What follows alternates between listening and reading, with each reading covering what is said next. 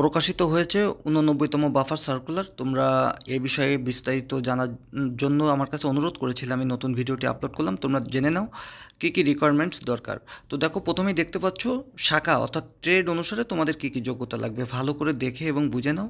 অবশ্যই এসএসসি এবং ইন্টার পাসের দরকার হবে, এবং আরও রিকোয়ারমেন্টগুলো দেখো সবই দেওয়া রয়েছে, উচ্চতা কেমন, বয়স কেমন, সবই দেওয়া রয়েছে।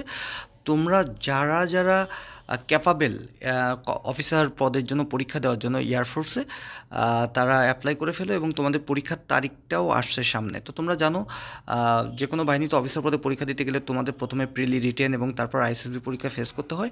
তো আমি কথা বলছিলাম অনির্বাণ থেকে। অনির্বাণ ইতোমধ্যে প্রিলি এবং রিটেনের জন্য ক্লাস তো স্টার্ট হয়ে গিয়েছে। আর তোমরা এর আগে যারা পরীক্ষা দিয়ে ফেলেছো এবং সিলেক্টেড হয়ে আসো প্রিলি এবং রিটেনে, তোমাদের কথা বলে রাখি, তোমরা চাইলে কিন্তু আমাদের এখানে আইএসএসবির ক্লাসও স্টার্ট করতে পারো। আমাদের সম্পূর্ণ আইএসএসবির আদলে আমাদের এখানে কিন্তু পিজিটি, এইচজিটি, সিটি, আইওড এইভাবে ফিল্ড কিন্তু সাজানো রয়েছে অনির্বাণে। তো আমাদের এখানে দুইটা ওয়ে রয়েছে প্রিলি এবং রিটেনের জন্য। সেটা হচ্ছে হয় 15 দিনের কোর্স, না হয় 1 মাসের কোর্স, এবং আইএসএসবির জন্য তো অবশ্যই 1 থেকে 2 মাস ক্লাস করতে হবে। আর কোনো কিছু জানার দরকার হলে কল দিবে আমাকে। আল্লাহ হাফেজ।